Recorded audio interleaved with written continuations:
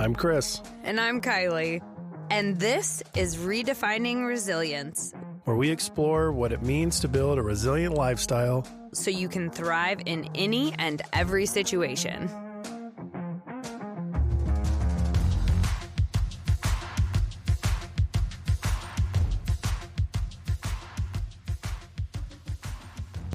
Alex, yay! Yay!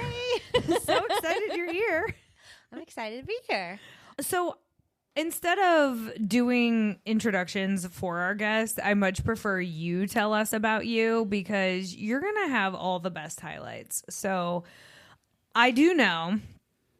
So Alex and I became friends because I totally fangirled, and Alex was speaking at an HR conference like a million years ago. At least a million. Yeah, probably At two. least a million. Yeah. And I was like enthusiastically, I think, falling out of my chair, leaning forward so hard during the entire presentation. And it was like a life-changing presentation about storytelling. And I remember it to this day because I was like, oh my gosh, you have simplified this really difficult skill or topic, right? And made it easier. So I immediately was like, she's cool and she can teach me things. And then also you had like the most admirable shoulders and like just muscle. And I was like, she looks like she lifts serious weights. So of course I had to go up to you and talk to you afterwards and make you my friend. And then when you invited me to sit at your table for lunch, I don't even know if you remember. Oh, I do now. You invited me to sit with you, and I was like, oh my God, I feel like I'm getting invited to sit with the cool kids at the lunch table. That's so in high funny. school. But it was adult life. It was adult life. Yeah. And I don't know if there were really cool kid tables or not, but I'm glad that you thought that. It doesn't matter. It doesn't matter. It's all about perception, as we were Yes. discussing earlier. It's how you perceive it. Exactly. So you felt like a cool kid. I was that a cool makes me kid. really happy. Yeah. That So makes me really happy. as a result, have been a front row fan since that day and for the rest of time. And a few years into our relationship, because obviously I friended you on all the socials and then became a part of your Facebook group, which all of this is available to our listeners and highly would encourage you to do this. But I followed you on social media for a long time and then decided, needed to level up my skills with public speaking. And so you became my official coach and helped me get better at all of my communication skills, which I realized was so much more than just public speaking. And we'll get into what you do a little bit later. But I thought what was so interesting was you started as a speech pathologist. That's right. Can you take us back to early Alex? Early Alex. So the way I share my story is I spent nearly 20 years as a speech-language pathologist. And for those who don't know what a speech-language pathologist is, or speech therapist, sometimes you'll hear that language. But a speech-language pathologist works with people who either by accident, illness, injury, or sometimes by birth didn't develop and or lost their ability to communicate effectively. So oral communication, language, cognition, even down to I did speech and swallowing, if you want to get into all of the things. So when you think about NICU babies, the scope of my work included NICU babies, helping them feed and swallow, all the way up to folks who are 105 years old, helping them with their cognition and activities of daily living. Wild. So I worked in multiple different locations, school systems and home care and hospitals. I ended my career on the brain injury unit at Community Hospital North here in Indianapolis. So I spent 6.5 years with folks who experienced some type of neurological event. So think car accident, drug overdose, strokes, gunshot wounds, burn victims, you name it. I saw it in rehab.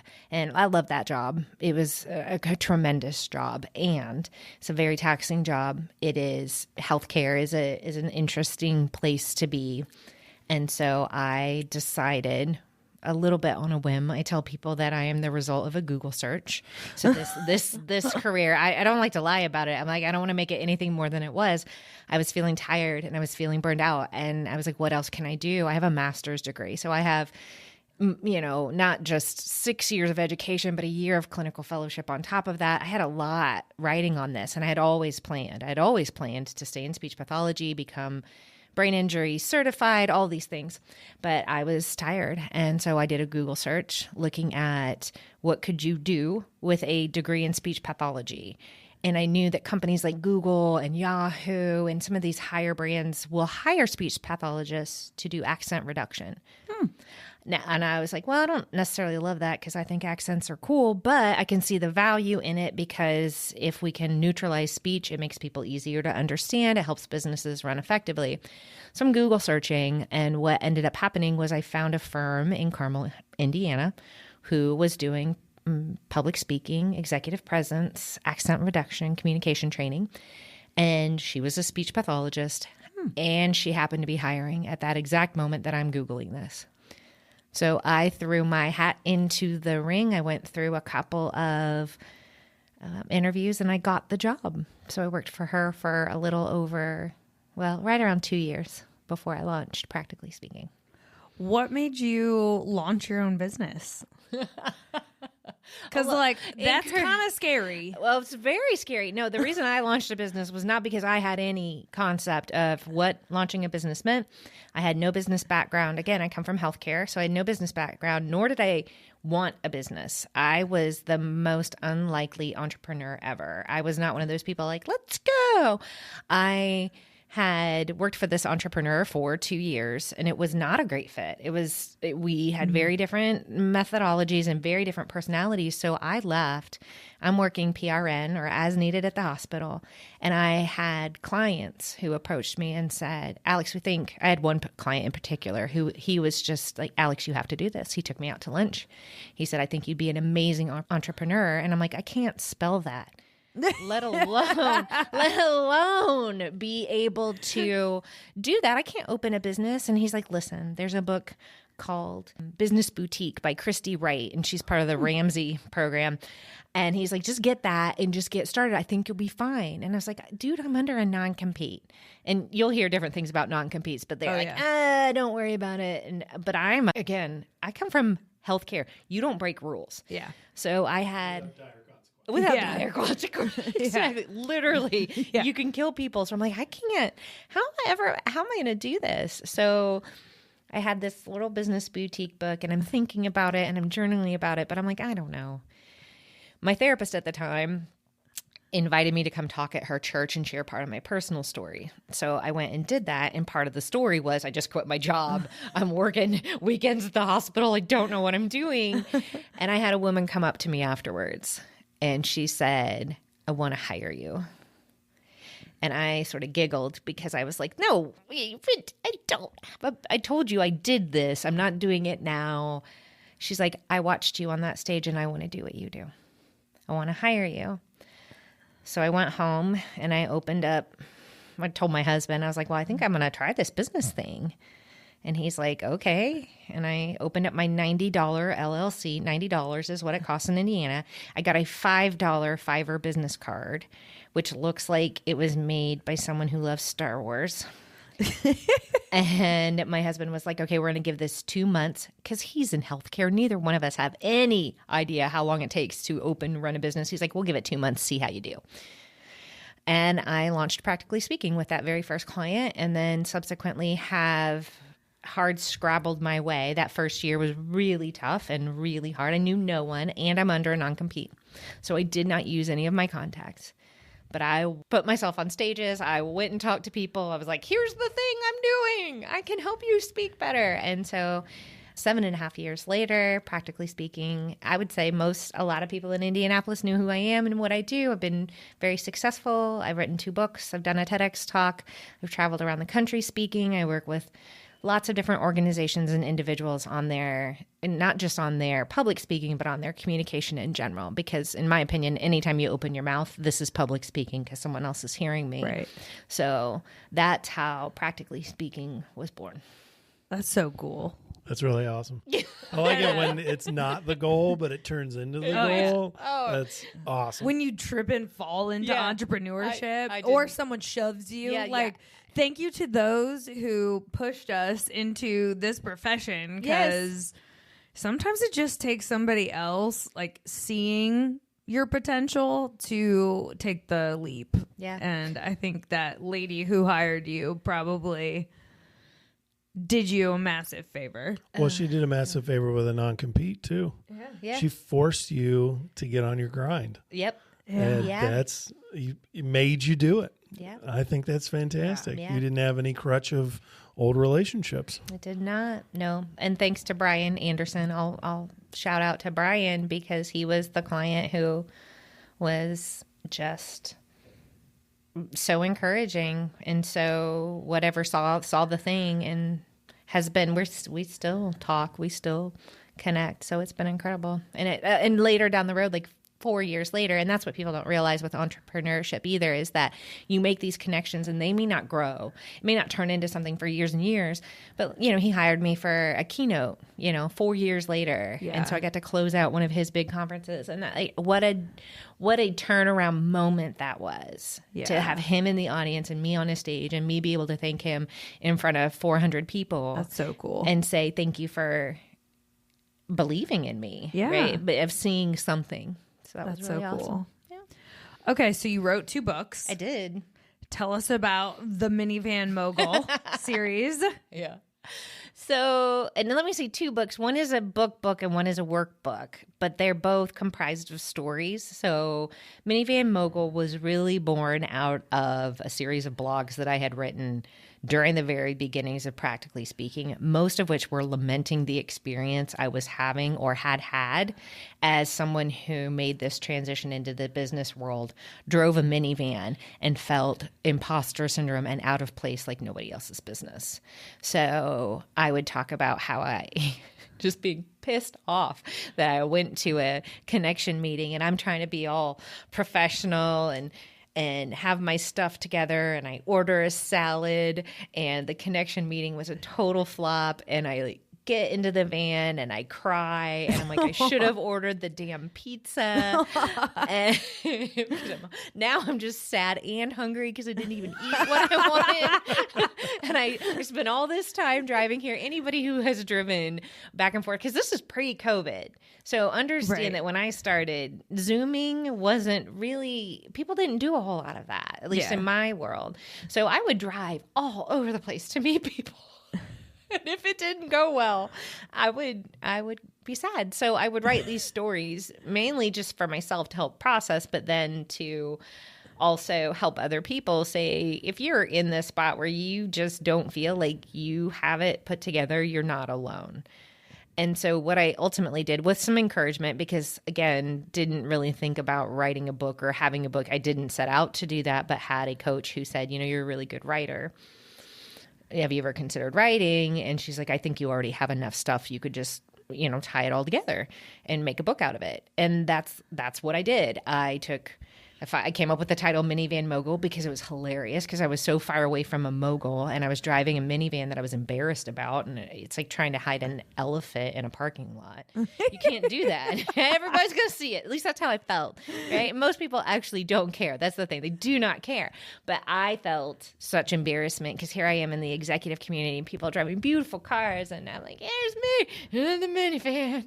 Alex is coming, right? And there's like Cheetos under the seat and French fries. And I mean, how are these people ever going to take me seriously? So anyway, we lumped that all into a book. I put, road rules. I have road rules for confidence, because so much of the process of me in the minivan is me finding out who I am, owning parts of my personality that I haven't always liked, but are truly part of my weird, quirky personality, and then helping other people become confident, because it's such a crock that we don't already have everything that we need to be exactly what we're supposed to be. Right. So Minivan Mogul came out. That's good shit. Yeah. I'm getting tingles, man. That's really cool. I like that. Yeah. Right. So Minivan Mogul came out, of course, during COVID, the week that George Floyd was murdered. Oh, good timing. Oh. But somehow or another, she has trucked on, and this book, still to this day, I just sent a copy to someone, and am I a New York Times bestseller or a weird Amazon bestseller, right? No, I know this. I'm just going to stop talking now about the Amazon thing, but you know what I'm saying. That there are ways that you can play this system. And my goal was never that. My goal was just to hopefully help somebody else feel better. And I think the book has done that in spades. In spades. You texting me about it. I vividly remember sitting at my pool.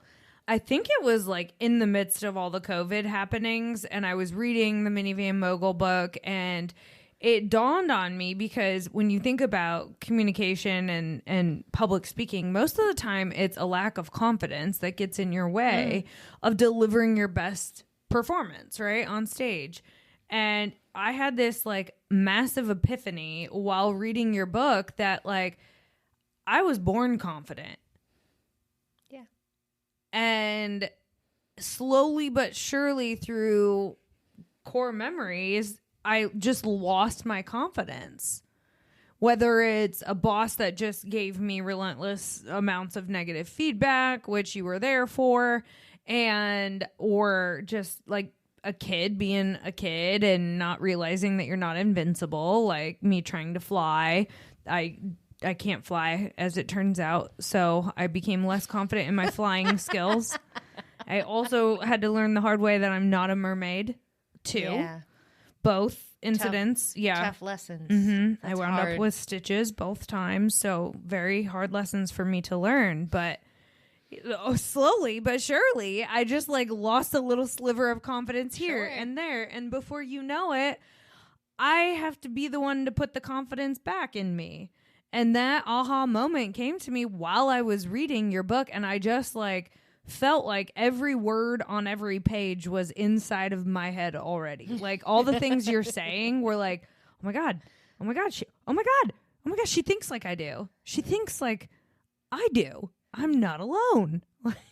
It was so profound, and it was such an easy read. I'm actually about to reread it because I'm like, I think I could use an extra dose of Alex as of late. But that book was like huge for me from a confidence standpoint, which then allowed me to communicate more effectively because I was actually confident that what I was thinking was not total garbage and I shouldn't say it out loud. No, actually my thoughts are very valid, and some of the emotions that I was having at the time that I thought might have been irrational were really me having to think about, like, am I around the right people? Am I in the right environment? Similar to what you said with being in the hospital in healthcare, I got tired, and you don't realize it, but your confidence slowly gets dwindled down when you're not in the right place. That's right. So I mean, I owe you everything for that. Who is the book for? Who did you write it for? Me. Oh, I love that. Right. So that sounds cheesy, but people talk about, finding your ideal customer, your ideal person. I'm like, yeah, it's generally me. I love that. It's generally me. And so when I write and I'm writing inspirational things or I'm writing frustration things, the person that I am writing to is often me. Aww. So if I'm saying something like, hey, you've got this, you've got this, you can do this, really, that's as much for me as it is for anybody else. Right? Cool. Lace up your shoes. I did a post about lacing up your shoes and like what's the hardest part about running a marathon, and it's really putting your shoes on. And if you want to do something like a marathon, it really does start it starts with tying your shoes. That is the first step. People are like, oh, I'm gonna plan this whole thing out and I'm gonna do that. I'm like, no, you need to figure out where your shoes are and whether or not you're gonna tie them. Yeah. And then that little baby step, but that's for me, right? And what I know now that I didn't know at the beginning is that, like you said, so many of us have these thoughts inside of our heads. It may not be exactly the same, but when I'm writing to me, the chances that what I'm thinking is similar to what you're thinking, pretty good. I'm going to hit you somewhere. And if not, great, fine. Like, teach me your ways. Because I certainly don't have it all figured out. But I recognize now that all of the writings were toward the version of Alex that was and that I want to be. Yeah. The woman that I want to be. That's cool. Yeah. I love that. Well, and so since you didn't say this, I would describe Alex as very driven, extremely optimistic, challenging, because she's not going to let you get away with not being the best version of yourself. She will challenge your thoughts, challenge your emotions when need be. And she's not afraid to tell you how it is, right? Like give you hard truth. So if that sounds like something you want, then those books are probably for you. I think I like to think that for the most part, now I've messed this up. As soon as you start talking, what's going on in my head are all the times where I haven't done it well. Like, I wish I'd said this differently. I wish I'd said that differently. Oh, gosh, I told this person this, and I hope they forgave me for how I did it. But it's interesting to hear you say that, and I appreciate that because, yeah, I think it's really important that we're all encouraging each other to be better. Yeah. And if I do it, it's done out of complete love and I see so much potential. It's hard for me not to see a human and see potential, period. Yeah. I think that's a good coach. Well, I think that's what separates coaches from non-coaches, right? I know I've worked with several trainers that whatever their programming they're doing is now all of a sudden the programming everybody else is doing because they don't know how to see somebody else outside of themselves. You know, they automatically suck everybody into their world, and if they don't want to be in their world, then that's a bad client, as opposed to working for the client's goals and dying to yourself. So what a great example. It's really interesting because it's normal. I mean, most of the time you see the swing in like the larger strength sports, you see a swing in the gym to those strength sports. Yeah. It's like all of a sudden you have a grandma over there learning how to bench press. Yeah. It's like, why in the world is that lady doing that? Like, it has nothing to do with anything. But yeah. Well, or what is that person's goal? It reminds me of speaking. So when you talk about that, I will equate myself to, I'm a little like a personal trainer for speaking. Oh, yeah. But what's important and what you're saying is I've got to look at you as an individual and decide what are your goals? What is it that you want to achieve? And then what's your style and your capability? Because in speaking, all things speaking, there may be changes that would be so difficult for you to make that it wouldn't be worth it, i.e. an accent. Mm-hmm. So it may not be a valuable use of your time. There may be other ways to address whatever it is, an intelligibility goal, a fluency goal. There may be better ways to do that. And also, a lot of my clients are very introverted or more reserved folks, and their greatest fear is that they are going to be handed a public speaking coach who's going to make them seem like a Tony Robbins. Mm-hmm. Because so much of public speaking preaches on delivery, and that's actually the last thing, my differentiator. It's the last thing I work on with people. Because if you address the other core issues of speaking, a lot of the quote-unquote delivery issues either go away or become very much less relevant. And you and I have talked about that a lot. Yes. A lot. And I'm on a mission to strike that there is one way that makes a public speaker good. Because I've seen lots of people who speak well that may not have the traditional shiny, pick your kind of, I'm going to even say cheesy person. Well, I think there's a move away from that too in every industry because there's so much flash and pizzazz and so much bullshit in everything now that people start to think like, well, what's actually happening on the other side of this bullshit? Why is this guy dancing for me for 15 minutes before we even start talking? Why do I need to be danced at? Yeah. So people are starting to put together, I need some substance with this because I can't actually do anything with all these things I'm purchasing when it's all pizzazz. Yep. So 100%. How are you valuing my time? Yeah. And am I actually learning something that I can take away and go implement and do it quickly? Yeah. And from the eyes of the person purchasing, if you're just selling me a bunch of pizzazz, you're not listening to me. I'm not important. I don't mean anything to you. Yep. And all I am is a number and a checkout screen. Yeah. If you actually give somebody what they're looking for, if you ask the question, what does success look like to you? Then all of a sudden you're removed from the situation because it's absolutely fucking irrelevant what I want out of it. It's my job to get you to where you want to go. Yeah. And if I'm not the person to give that to you, then get out of the way. Yeah. Because we've had the conversation absolutely just amongst the three of us of knowing when you are not the person to be helping this person. Yep. So I guess an example in my world might be if someone's got a lot of anxiety, and that anxiety is more than just in contextual speaking events. Like you start to hear things where you're thinking, there's something bigger here. I'm not going to address that. I tell people all the time, I'm not your therapist, and I'm here to help you with this. I can give you some things that will reduce speaking anxiety. But if we're anxious in every scenario, then there's probably better people for you to go see. Yeah. And they're going a lot. going to be helpful. Yeah. Current and future is what we say. We are not past. Yeah. I don't play with your past trauma. I just don't even know how That's to for do that. therapists. I will ask one question about past, which is what's the feedback you've received? Yes. And has there been an incident? Yeah. Well, it makes sense because that affects their current. Yeah, that affects their current Immediately, state. yeah. So if they've had a really bad speaking incident, for example, one guy told me about a high school experience where his professor would just berate everyone, and he got feedback about you need a haircut. That is whether or not you need a haircut is irrelevant to your speaking. Yeah. And there's probably better ways to do that than in front of the entire class. Yeah. That happened to me a whole lot when I was a kid.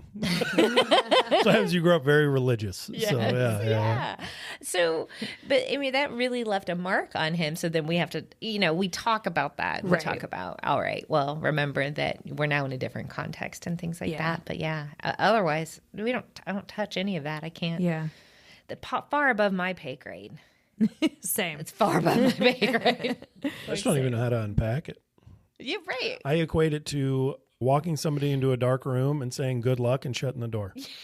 Like, we're going to bring attention to this problem that we have here, and I'm going to make sure you understand that you have it, but I have no fucking idea. I'm going to abandon you. Yeah. This is going Good to be luck, bad pal. for everybody. Yeah. We don't do that. Yeah. We don't do that. Yeah, we have to draw the line somewhere. 100%. So, how do you work with teams and individuals? You mentioned this a little bit. Can you give us an overview of some of the things that you work on with clients? Sure. Well, let me explain how, just the way the service structure is. So I do individual, I do teams, and then I do speaking myself. And you gave me a great thank you for the great testimonial on my speaking abilities.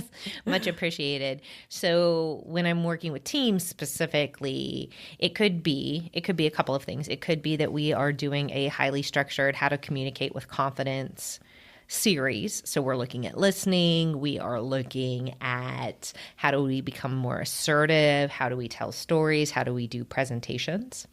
So many times I'll be hired in to do a series like that.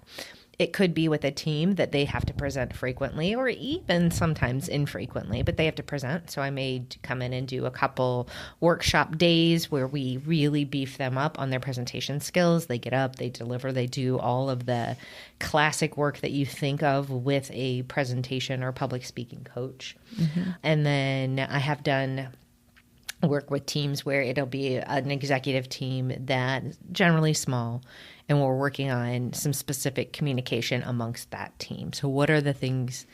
Trust and transparency. Again, active listening. Active listening is where I start all of my communicate with confidence work, because if you don't know how to listen to someone else, there is 0 point on working on anything else. Yeah. There's it's just no so point. true.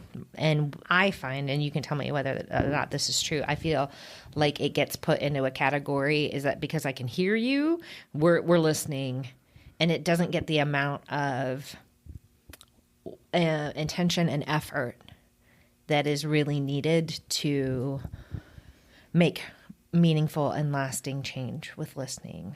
So anyway. I think hearing is a very subconscious activity, and listening is when I bring in my conscious brain and I'm mentally, physically here with you. Mm-hmm. And I think so much of today's world is hearing but not actively listening, because that would mean that you have ignored all of the other distractions out there. And our own brain, I think, is probably the biggest distraction, because I can think so many times. I mean, even when I was watching you present, I'm like, man, her shoulders are so muscular. Like the side conversations going on in my brain, like pulled me away from what you were saying just a little bit. Right. Yeah. But I was still like very attentive, soaking up every word that was coming out of your mouth in that first time I met you. But even then, like, my listening skills are not what they are today. That's for sure. Yeah. It's because it's a skill. I know you have to work on it. It's like, crazy. I think people just assume because you can hear the person talking, you're actually listening. I ask people the same question over and over and over again on purpose sometimes. Does this hurt? No. Does this hurt? Kinda. Does this hurt? Yes. Why the fuck does it take me 3 times to ask you questions? Because you're not listening the first time. You're hearing me, but we're just regurgitating. Just very, very process-oriented creatures. Are they lying to you, though? Maybe they just don't want to tell you it hurts. I say that was just out of context. Okay, because I'm like, I could see me in this going, I'm not going to tell them it hurts because I'm strong. Yeah, it happens a lot. So watch their feet when their feet move. I'm like, I know this hurts. Yeah. And that's what. Yeah. So that listening with not just your ears, but with your eyes. Paying attention to what you see. Yep. Because when we're in doubt.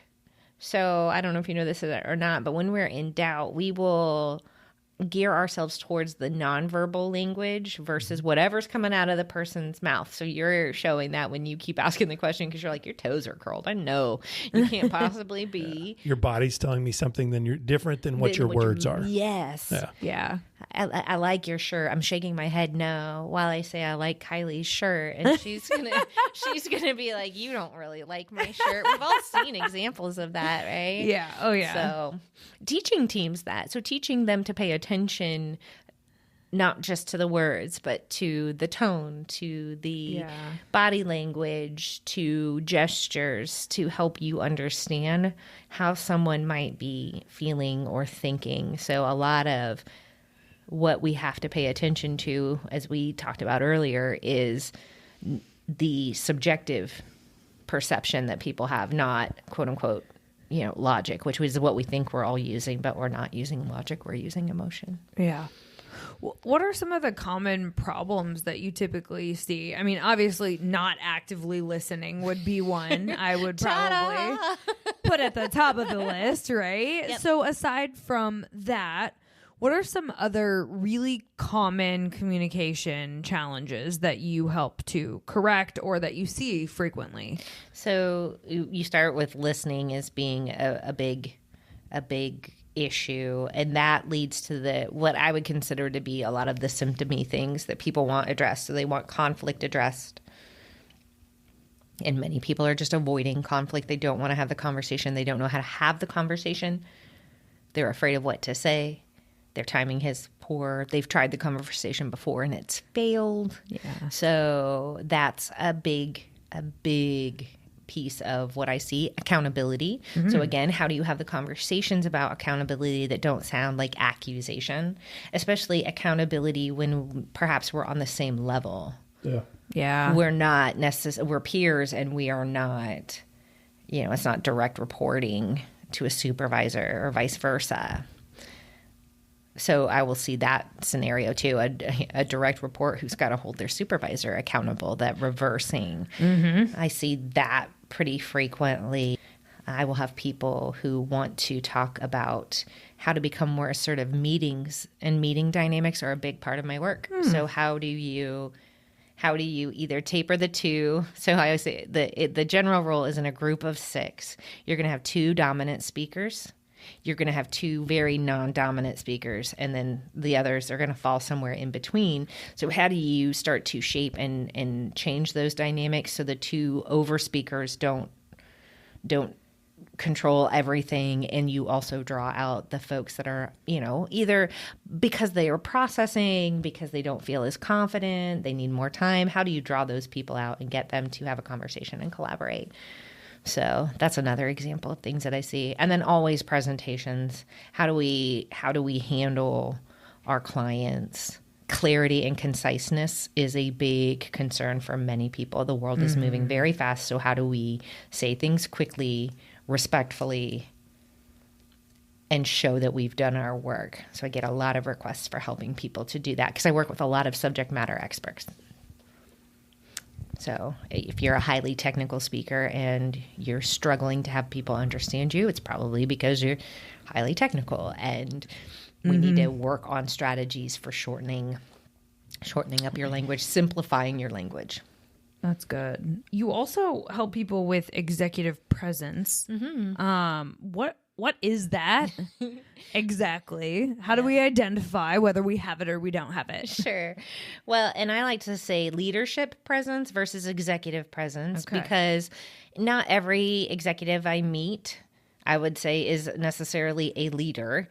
They might have an executive title, but they may not necessarily be leading in the way that we traditionally think of true leadership with integrity. And then not every leader I meet is an executive. So when I think about presence and how you show up in the world, it's really a three-pronged approach. You have your style, which is all of the outward components, how you dress, how you sound, your facial expressions, body language, word choice even. So informal versus formal style, approachability versus authoritative. That's all style. So that's one component. The second component is your substance, which is the depth of your knowledge. Are you credible to be talking about what you're talking about? So if you started talking about underwater basket weaving, Chris, and you are not well versed in underwater basket weaving. That was his undergrad major. Was it? Okay. Well, I picked something terrible. Oddly enough. Oddly enough, he's like, let me demonstrate. Let me go. We have a pool in the back. Yeah. So the depth of your knowledge. Right. How deep does your substance, or gravitas is the really fancy word for it, but not everybody knows what that word means. I love that word. Right? It sounds bougie. It's so bougie. But anyway, how much stuff do you know? Your substance. Yes. And then your character, which is your values on display. And that's really important. People will profess character, but we observe character. So I can tell it's all done by your actions. Character is values on display. Yes. I love that. It needs to be on a t-shirt like that. Well, Alex was actually the one who first helped me articulate my core values, and thus from there able to create boundaries for myself, especially in the workplace, because that's really where I was struggling. I mean, I was burning the candle at both ends for a position that didn't love me back as much as I loved it. So it really helped me get clear on what I was okay with and what I was really not okay with, but pretending to be okay with. Yeah. Yeah, that's a big one. That happens a lot at work. I know. That happens a lot. It's scary to think about. I need to go along with this or I won't have a job. Yeah. But that decision, and you felt it, and that's where so much of the stress came from, is those decisions are taking you further and further away from your values. And when you get further and further away from your values, it internally is distressing. Yeah. And I can't remember exactly what you said, but you basically told me, like, you're either going to have to give a tough answer now and make somebody maybe unhappy for a minute, or you're going to have to live with regret because you didn't stand up for yourself for the rest of forever. Like, which one do you prefer? I don't know what the exact advice was. Do you remember what you told me? Because it's not mine. It comes from Glennon Doyle, who says you really only have two choices when it comes to tough decisions. And those are, do you want to feel guilt or do you want to feel resentment? Guilt is short term. I feel bad that I said no, that I'm not going to do this thing. Resentment is, I said yes despite the fact that I wanted to say no, and now I'm going to be mad at you for it because it's easier to be mad at you, Chris, than it is to hold myself accountable to the fact that I said yes when I really meant no. And resent is this evil, like, pit of despair that ruins everything. It does. Because you live in it. You do. Literally adjust all your decisions based on this resentment. Right. Yeah, it's fascinating. And it strips you from your personal agency. So when you are, right, because then all of a sudden it's like I didn't have the decision-making power. I said yes because it was Chris, and Chris is, he's a nice guy and he's done all these things for me, and but I freaking hate him. It happens in families all the time. Oh, yeah. All the time. I said yes to Christmas. We're just coming off of Christmas. I said yes to the Christmas dinner thing, and then I was pissed off about it the whole time, and I made everybody else miserable, but it's Mom's fault. Yeah. It's actually not Mom's fault. Mom said whatever Mom said. You chose to say yes. Yeah. Do you think that there's an internal battle of personal responsibility with that as well? You're angry with yourself because you knew you didn't stand up for yourself. So you're slightly embarrassed at the same time. Yes, you're embarrassed. You probably feel a little bit of shame that you're as a grown adult that you didn't have enough strength or wherewithal to say no to something. Yeah. How disempowering is that? So framing it as I'm going to feel guilty, like I don't want to hurt Mom's feelings, but I'm going to make her uncomfortable, is much easier to swallow. It's still uncomfortable. And so we can talk about how everybody wants to avoid discomfort and pretend like we can somehow get out of being uncomfortable as humans, which is not a real thing because we're humans, and discomfort is, as Susan David would say, is the price of admission. You want to have a meaningful life. Discomfort is the price. It's the only way to find out what you really are capable of. Exactly. If you don't, that's why I fell in love with the fitness world. Is like, this is a physical representation of the shit you have to put yourself through to find the greatness. 100%. So yes, guilt is uncomfortable. It's uncomfortable. It's never going to get comfy. So just know that it will pass. All emotions pass. You guys know this really well as well. What's the arc of a typical emotion? 90 seconds? Yeah. It's not long. No, it's really not dwell. long. We just, we can choose to pull that skeleton out and play with it if we want to, but don't. Yeah. That's a choice you're making. Right. That's a choice. Yes. So please stop. Yeah. But those were some of the most critical aha moments that I have had in my life. Like, that's why I could not wait to have you here for this collaboration conversation, because I feel like you have been probably the most influential person in my life when it comes to having healthy relationships and knowing what I'm okay with, what I'm not okay with, what I'm sometimes okay with, depending on the situation.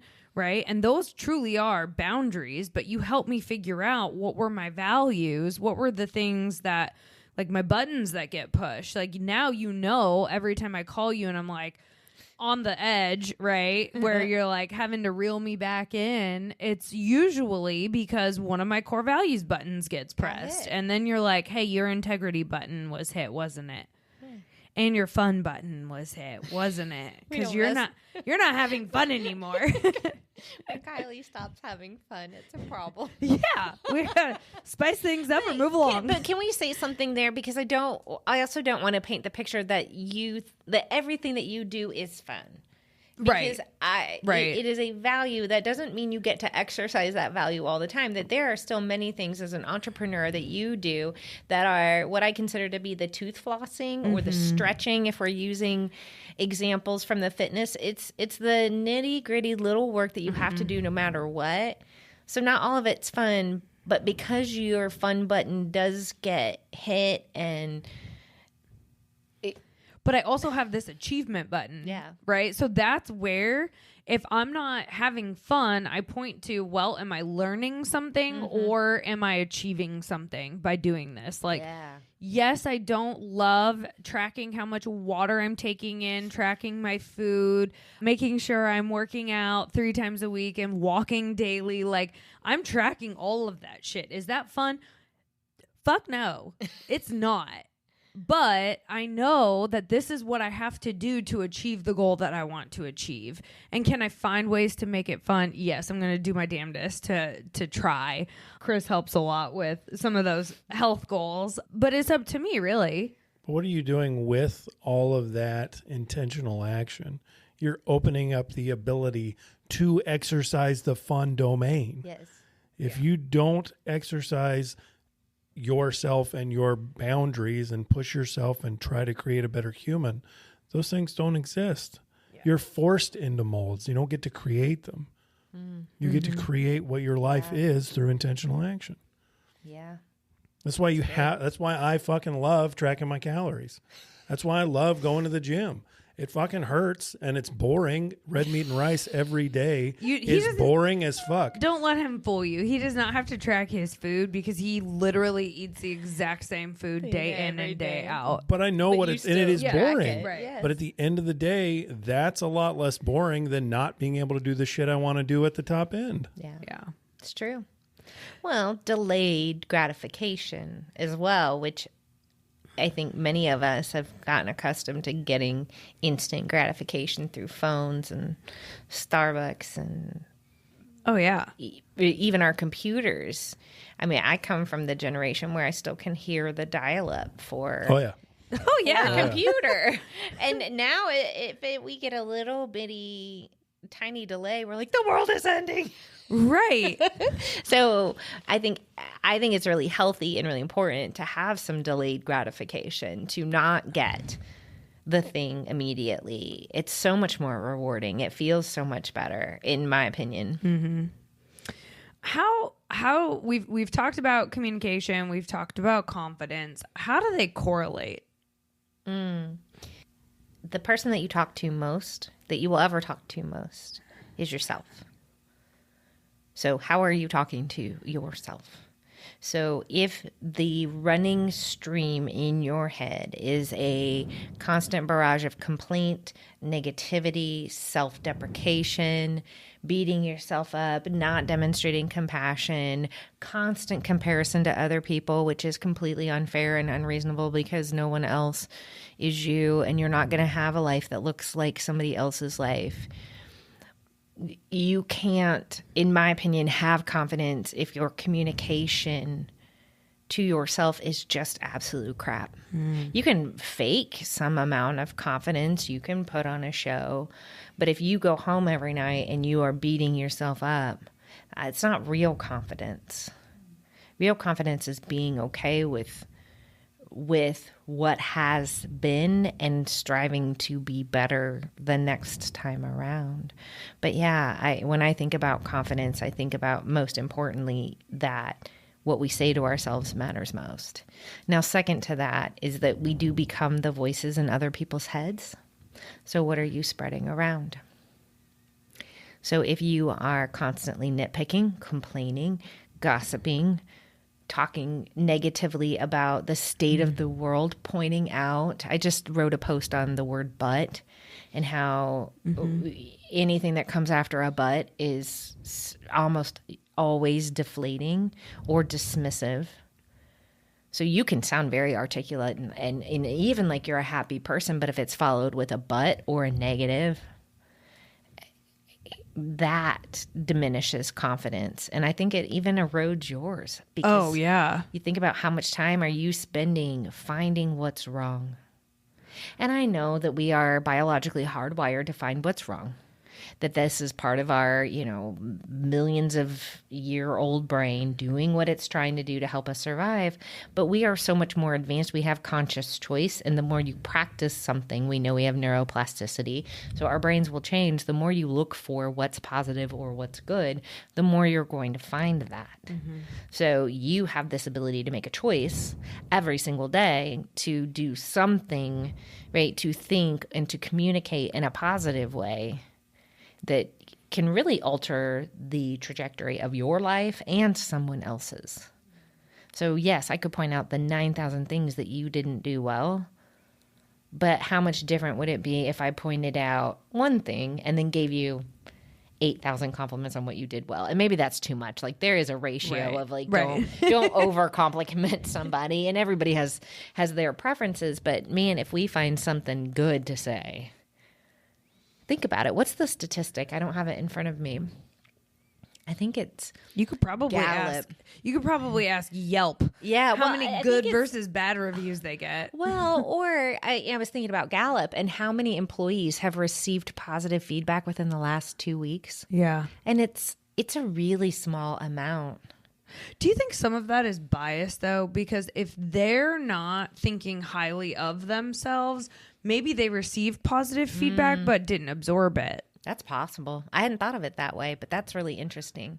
Because if you don't think, like, if you're spending the time beating yourself up internally, right, you're not telling yourself, like, people see value in me. You're telling yourself I'm worthless or I'm, not good enough, and then you get some negative feedback and then it affirms it, right? And then you're not paying attention to the positive things that people are also saying. That's true. It's like when you get the review sheet back when you've done a public speaking right, event, and you pick the one thing, and right. I've done this. I am not immune. That is so real. Yeah. That's so real. Yeah, it could be a bias.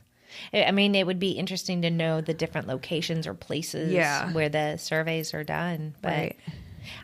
And if you think about how a lot of times if you have low self-esteem, you don't know how to receive a compliment. Someone may not receive a compliment. They will immediately push it aside. Dismiss it.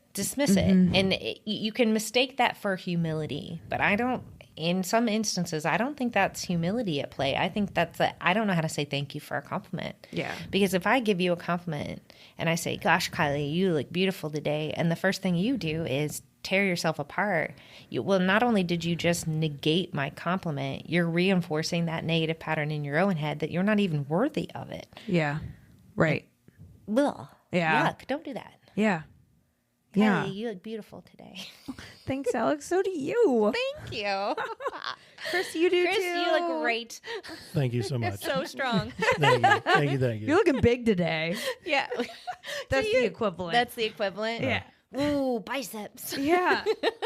Just go to a gym and say, man, you look really thin today. Everybody would be like, what the hell? You're so mean. Yeah. See, every girl's like, thank you. Right. Different goals. Yeah, for sure. Okay, so highly correlated. So a lot of times, are you ever seeing people that have confidence but just like need the communication skills, or do they typically go hand in hand?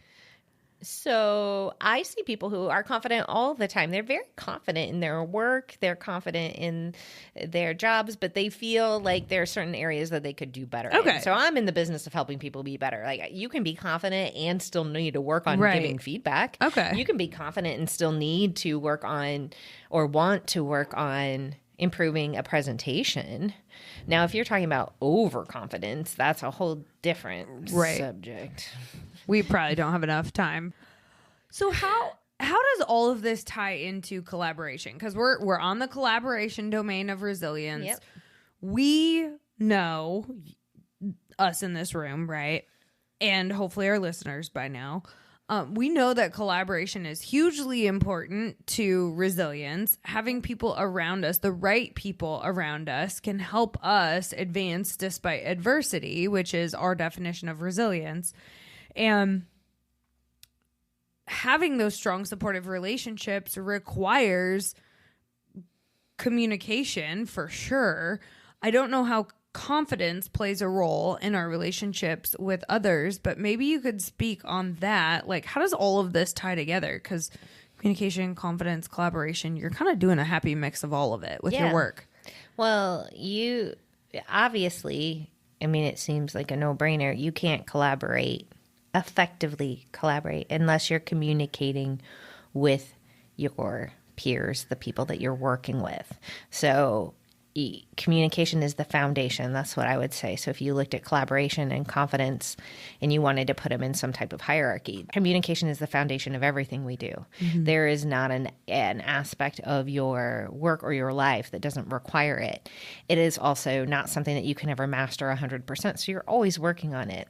But where communication plays a role in collaboration is if you think about if you are all working on a project together and it's going well and people are feeling like there's equal weight that's being shared, that problems are being addressed in a timely manner when they arise, that expectations are being delivered clearly, and that there's affirmation, feedback, and coaching along the way. They're not all the same thing. We use feedback as a junk term, but feedback, affirmation, coaching, not all the same thing. Like that's the ideal scenario for collaboration. Okay, so let's pause real Yep, quick, because go. what's the difference between feedback, affirmation, and coaching? Yep. So For our managers for listening. our managers, yeah. Feedback. So when I think of feedback and why people, most people almost shudder at the word is probably because they've received some type of critical feedback or even just criticism. Yeah. So, right, there's a lot of confusion.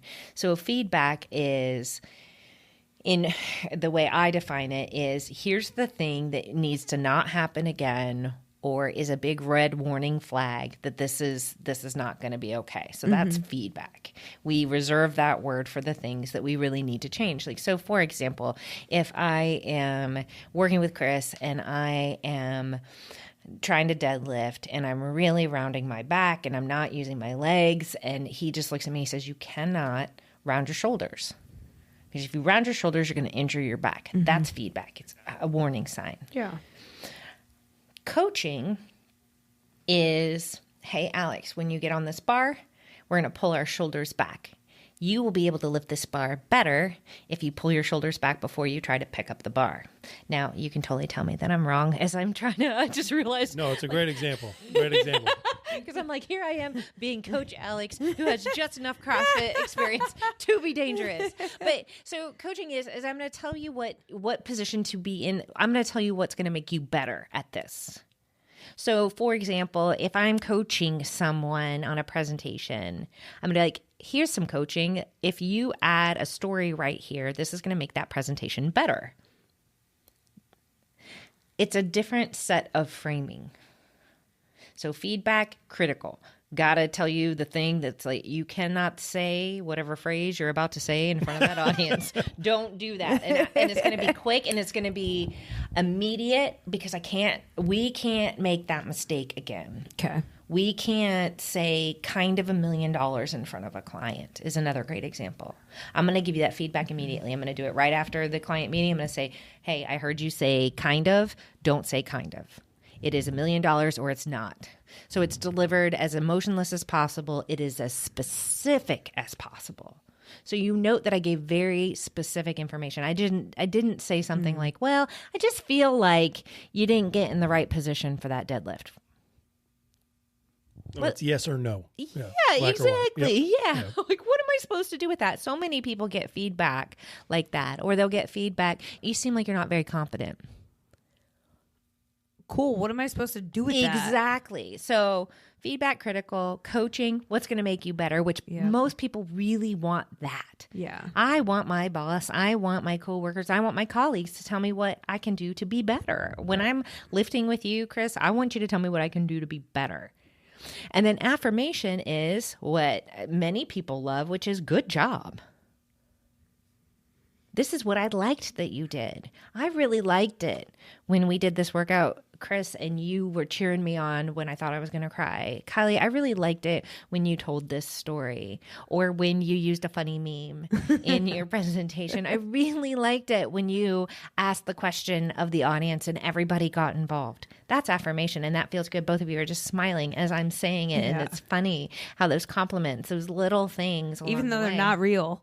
Even though they're not real, Still right? cheered me up. Yeah, good job. Sweet. And again, people have a certain amount of what they like and what they need. So you need to defer to that. There are people, I have clients who are feedback crazy. They're like, Alex, I want you to rip this apart. I actually have language that I teach folks for how to ask for what you want. Rip this apart. Tell me where it's broken. Tell me what the worst part of this is. And they'll do that with me because that's what they want. And they're like, fluffy stuff. Please stop, Alex. You're fluffy enough. Right? And then I have folks that they want the coaching and maybe just a little feedback, because feedback can feel really uncomfortable. Right. And I have folks that are like, pour on all the affirmation, one piece of feedback, one piece of coaching, and maybe only half the feedback, because I feel icky about it. Like, I don't feel good right now. And if you overload me with a bunch of feedback, I might cry. And I'm just not in a place where that's going to be beneficial for either one of us. Sessions are expensive, so let's not do that. Yeah. Right? So it just depends. But you can ask people what they want. And then when you do that, man, everything gets better. Well, now that when you communicate, Yeah. Yeah. Back way to they collaboration. wanna hear. Back to Right? collaboration. What a great collaboration Yeah. tool to be able to go around a table and say, hey, there's these options for us for how we can give quote unquote feedback, not just feedback. Do you want feedback? Do you want some coaching? You want some affirmation? And I'll do that in my presentation groups. I'll say, let the audience know what you want from them when you're done. If you want critical feedback, if you want this, it works every time. What would you say to people who are receiving a lot of feedback when they want coaching or affirmation? And I just think back to young Kylie, who used you like as we're categorizing these things. I remember most of our sessions were spent like combing through the feedback that I got because I got pretty nitpicked. Yep. I think objectively, I would say I got pretty nitpicked. It was fair. That's a fair. Okay. There were more negatives or things to change about Yes. than there were any instructions on what to do differently. Yeah. Or any praise for the things that you had done or had made progress on. Yeah. So that's fair. Yeah. So here I am using you to help me comb through the feedback and like figure out, okay, what of this is could be helpful to me, and then just how. Okay, so let's comb through and whatever of the feedback that is useful, like what do I do with it? So then I'm using you for coaching, and then also in the meantime you're lifting me up with affirmation like, hey, don't worry about this. Like some of that was just style stuff. And so I mean, as you're saying all of this, I'm like, what would you say to the person who's getting a lot of feedback but wants coaching or affirmation? Absolutely. So what I would do is have that person take some agency of the meeting. So let's say you're going to go in and have that one-on-one with that supervisor or that person where you're going to get a lot of feedback. And I would have you start the conversation with, before we get into this, I want to let you know that what would actually be helpful for me is if we talk about the things that I can be doing, the things that you think will make me better. How do I do what will make me better?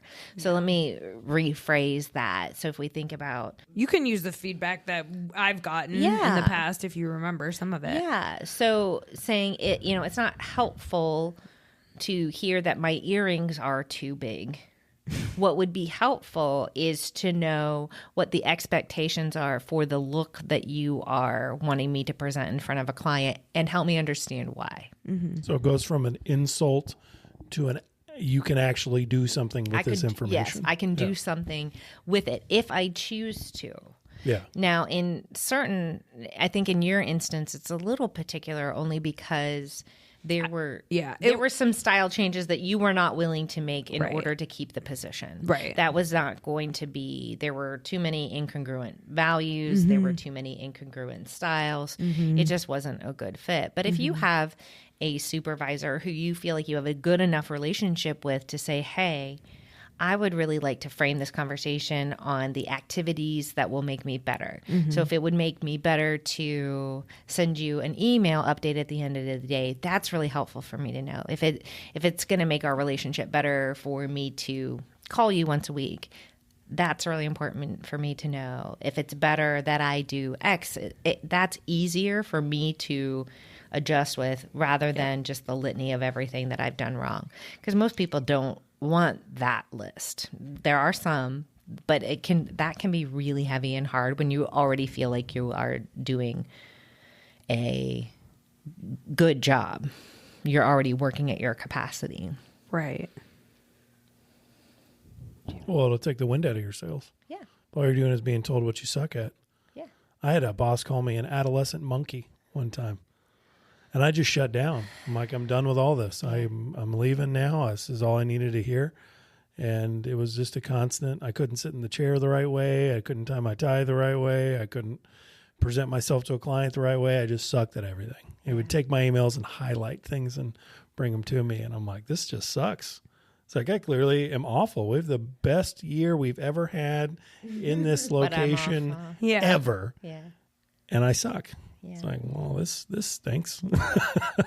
Well, and obviously name calling or anything that's ambiguous is not helpful to anyone. No, that's not even feedback. That's not feedback. That's Insult. That's insult. Yeah. Right? And critique versus criticism. Critique is, here is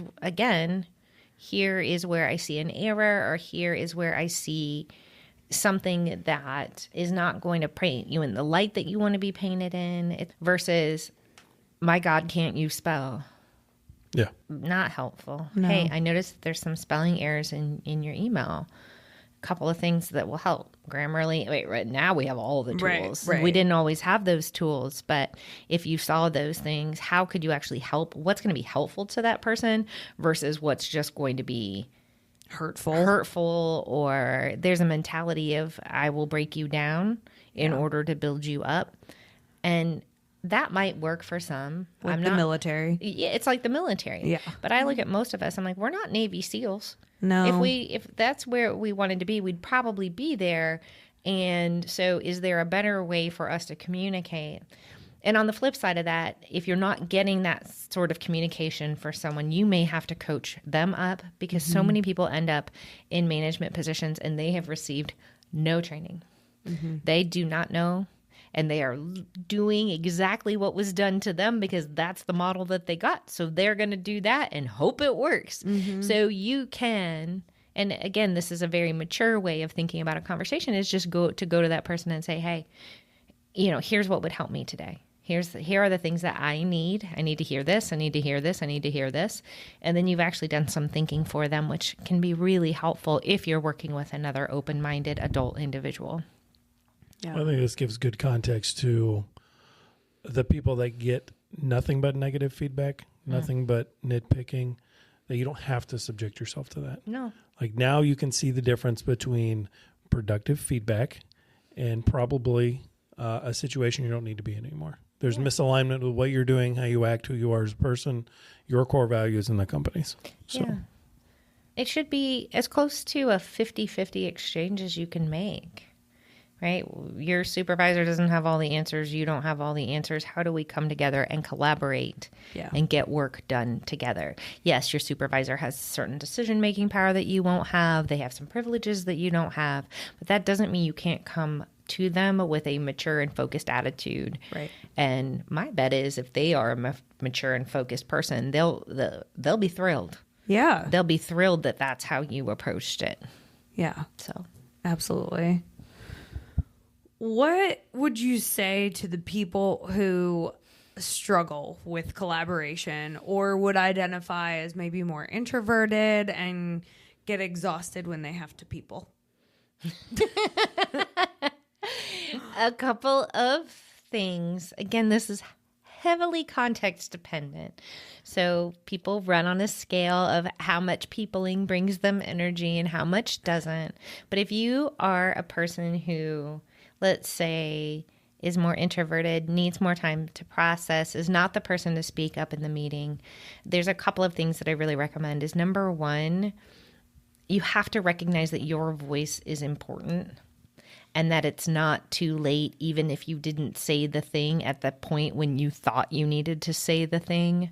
So a lot of my folks that are more internal, process a little differently or a little slower, they will say, well, by the time that I, have my thought, the conversation's already gone on. And so they feel like they cannot bring a topic back up. And what I have to coach them through is, no, if you had an important thought and it's relevant and it's value, it's actually your duty and your obligation to take the conversation back there and share that information.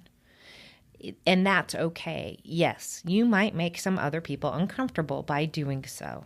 So I never say you may get an eye roll or a oh or whatever. Generally not, though. Most people are pretty nice.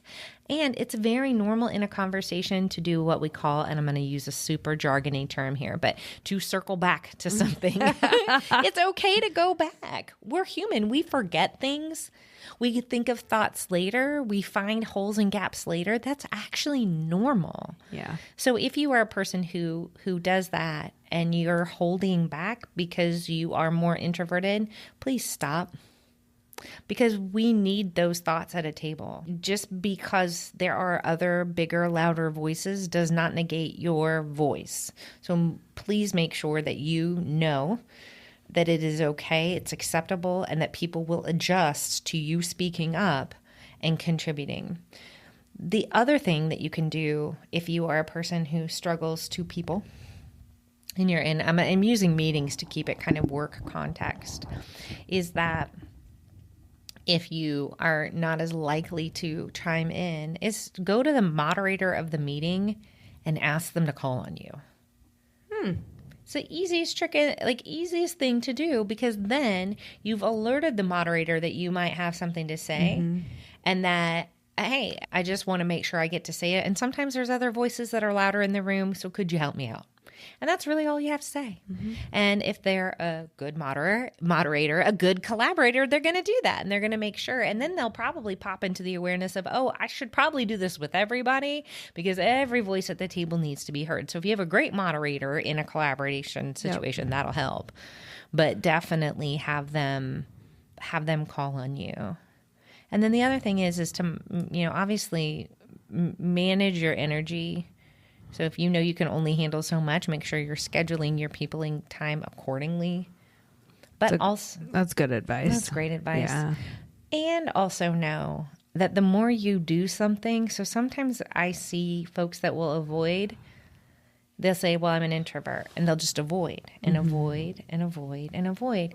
Well, I have a great friend Jeff Tunn. Do you know Jeff Tunn? Oh, yeah. Yeah. Self-proclaimed introvert, doesn't like... You would never know. Well, his backstory is really fascinating. He ended up in a spot in his job where he had basically had no network and had let it go because he'd been in CIO positions. He'd been in very, big roles, and he let his network go. And then he ended up in a spot where he needed a network. He needed a job, and he had to force himself to go out and have coffee meeting after coffee meeting after coffee meeting to regain a connection to the community, to get work, to do what he needed to do.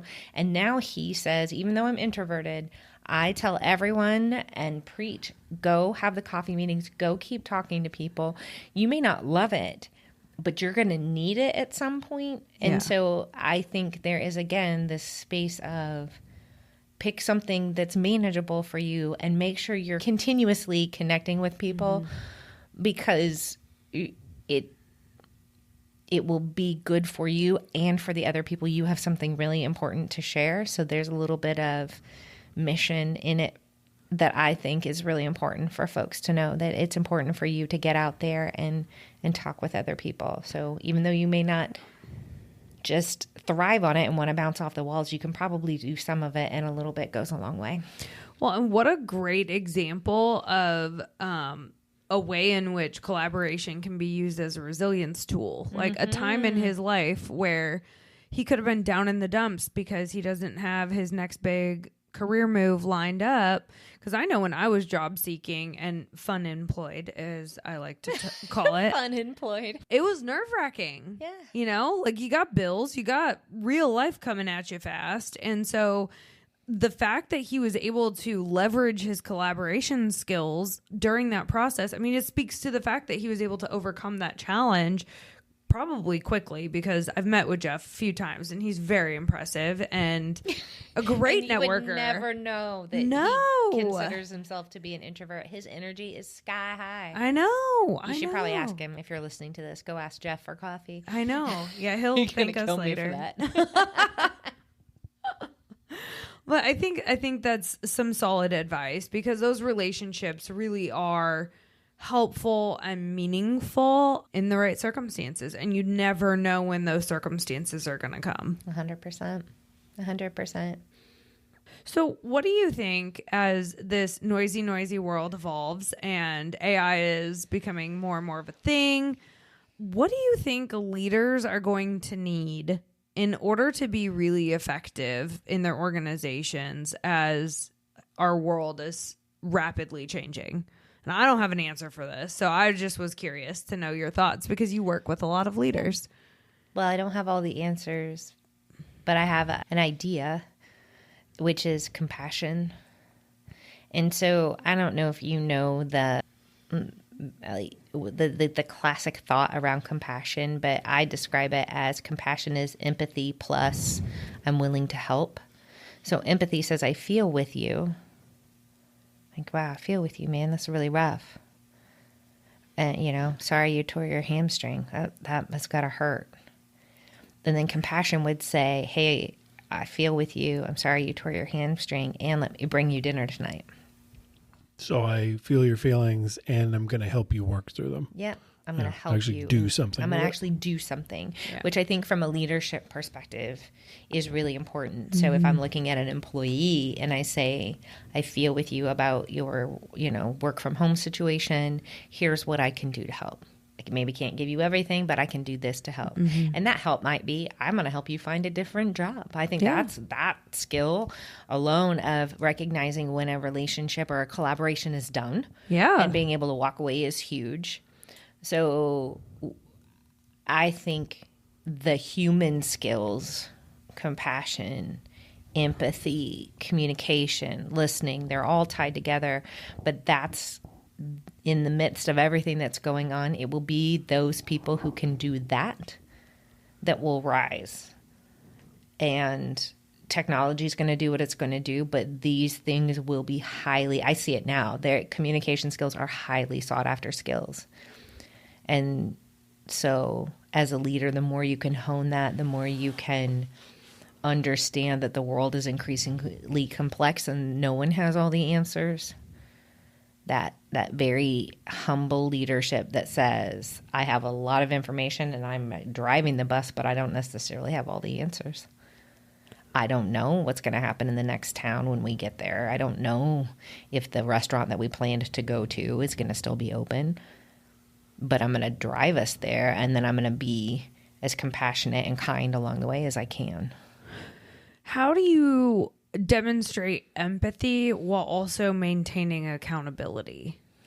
You got an example for me? Gosh, because I feel like this is where, so I think it also, you could look at this as like a self example, right? So I can demonstrate empathy to myself and say, oh, I only got 3 hours of sleep last night because of unforeseen circumstance. Like, I was up really late, had to handle a problem, like our dishwasher leaked or something, right? So I didn't get to bed till really late.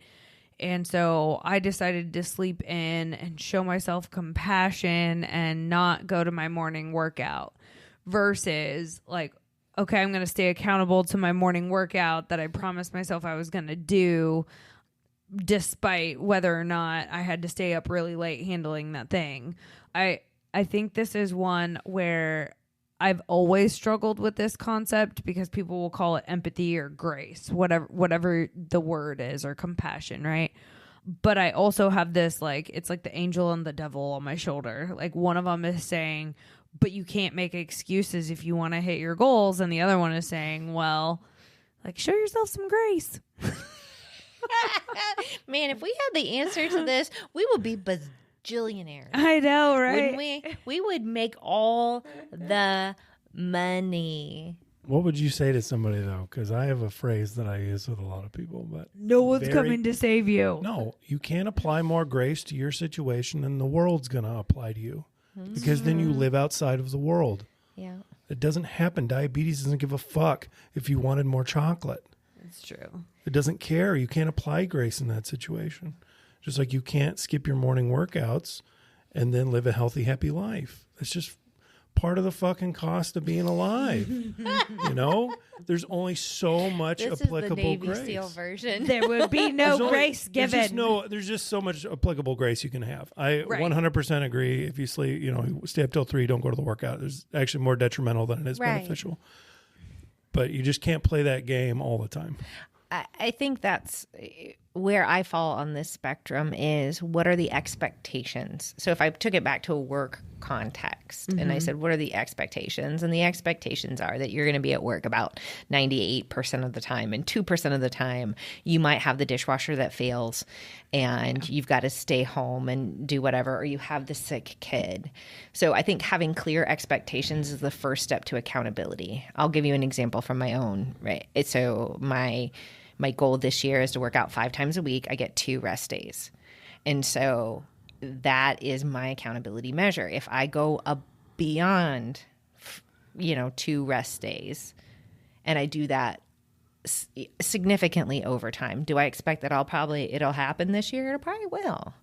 Right. But if I'm doing that consistently, if there is a pattern, then we know that there is a choice being made. There is something coming up where I am not holding myself to the goal that I sought after. So in a work context, it's how clear are the expectations and what's the pattern? Is the pattern frequently that Kylie's dishwasher breaks before the monthly team meeting? Right.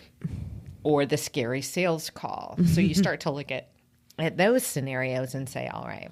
Okay. And so you do give grace. I mean, I believe in grace and I believe in compassion, because the perfection, on the flip side, you've all seen the people who have set the goal entirely too high. You guys give me a great example. They've set the goal so high that failure is their only option. Yeah. Right. And so that's not realistic either. So having a real conversation with yourself or with your coworkers about what is a reasonable expectation, what is reasonable, and then going from there. And then you could go back and say, so again, if I'm your employer and I say, Kylie, we set out this very reasonable expectation that you would be here 98% of the time, and you felt like that was reasonable, and I felt like that was reasonable. I don't know if 98% of the time is really reasonable or not. That seems high. This seems high. Maybe 95%, right? Right, exactly. Right? Or it's 90. I don't know. I'd have to do the math on the literal days, and I would do the math, and I would say, we both agreed that this was reasonable. And now what I've noticed is that we have dropped down to 75%, and that no longer feels reasonable. So let's talk about what's happening and what's going on, and let's find a solution. And then having the very compassionate conversation of the solution might be that, Kylie, this is not the job for you because you're missing it 25% of the time. That makes sense. Yeah. It's just something I feel like I've struggled with, because I see people exerting grace or giving grace in situations where it's like, well, you're actually diminishing accountability when you press the grace button all too often, and then we're not seeing results. So, and it could just be that maybe something's out of alignment, right? We're just not in the right place and role. Wrong goal, wrong coach, wrong job, wrong everything. Yeah, we are extending grace because that feels like a kindness, but that's nice, not kind. Yeah.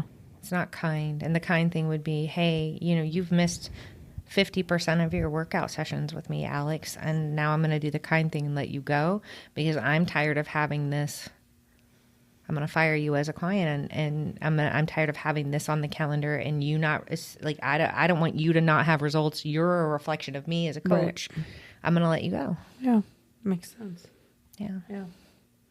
Easy to say, hard to do, but if you've done the front work on it, if you've done the accountability conversation and expectation conversation at the beginning, it's much easier. Yeah. I definitely agree. All right, so so many words. Little bit of a transition here. Yes. So in recent news, the Minivan Mogul has upgraded the minivan to a sexy new Lexus. I did. So what is next for the Empire, the Minivan Mogul? What is this next phase of the vision look like? Well, can I explain? Yes. So the minivan, I had the minivan from 2014 until basically Saturday, and I let her go. And obviously she's a big part of my personality and the things that I represented and loved and so many great family memories and all of that. And I did decide to buy a Lexus, but here's this. I haven't really shared this with anybody but family. So for over, obviously I paid the minivan off, but I saved and saved and saved to be able to buy the Lexus and to be able to walk in and write a check for the Lexus and walk out. That's so cool. Right. Because there has been a part of me for so long that's like, you can't handle something like that. You like to take care of a luxury car like that. Because if you saw the minivan, like, we rode hard. It's a minivan. That's what you do in minivans. Yeah. She earned her miles. She earned her miles. There's Cheetos under the seat. I left at the dealership with sand in the cup, in the back seat. There's sand from vacation in July. It's authentic. It was so authentic. And so there was always this part of me that's like, you're just not ready. And then I realized I was never going to be ready because I had the money for almost a year and still drove the minivan. And so there has been this process of letting go and acknowledging that I've made a lot of progress. I've made a lot of progress with the business. I've made a lot of progress in my own maturity and my own thoughts, and that maybe I could, in fact, handle a big girl car. And I don't know if anyone in the world could relate to that, because most people are like, go buy a new car, spend the money, do the thing, finance, whatever. But I really, for whatever reason, it had this whole symbolic process for me. Oh, yeah. Of transitioning to the Lexus. So what's next for me is just to really focus on the work at hand and doing the mission, which is to help leaders communicate effectively, because it matters. This is the greatest gift we're ever going to be given. And if we lose it, we're in trouble.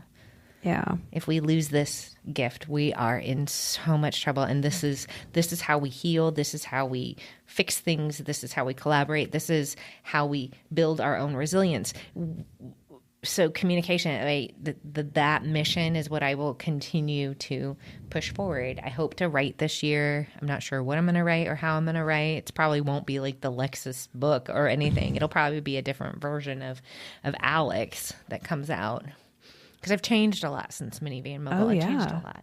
Yeah. That's the coolest part, though. Yeah. That's why I fell in love with John Mayer. So I watched him go like through these transitional phases, and to hear your story going from, the Cheeto van to this thing, that's real fucking life. That is a real person doing real things with real imposter syndrome, with real effort, real intensity, and working through life. That's why it resounds with everybody. That's why we can sit here and smile the whole time listening to it, because it's real. That's real. Incredible. Yeah.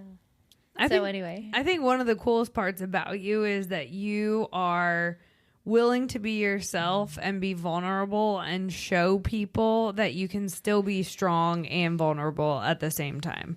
Mm-hmm. I try. I mean, I've had I've had a lot of weird moments. Well, and you're unapologetically awkward sometimes, so awkward. But so am I, and so is everybody, right? Everybody. On my vision board this year, I put a sign on there that says, think differently and stay weird. Oh, I love it. Because we're all weird. Yeah. We are all weird because there's no two of us. So I think the coolest thing is that you are unapologetically authentic, but also like super vulnerable and caring and are willing to walk the talk. And I just think everyone should be as obsessed with you as I am. And for those that learned a lot in this conversation, how can they get more Alex? So go to my website. It's pswithalex.com.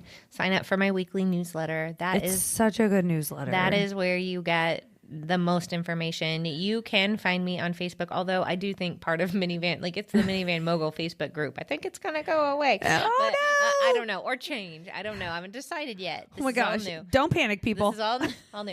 We're going to do Instagram. So I'm at PS with Alex on Instagram, and then Alex Perry on LinkedIn. So you can find me any of those spots. Yeah, and you post a lot of your newsletter content on LinkedIn too. So if you don't want something in your inbox, just follow Alex on the LinkedIn, and you can still get the little nuggets of wisdom. Oh. This was so good. It's so fun. Thank you. Thank you.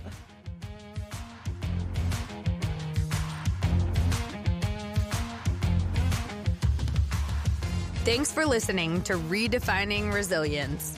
To learn more about building your mental and physical readiness, check out odysseyresilience.org. And follow us on Instagram, LinkedIn, and TikTok.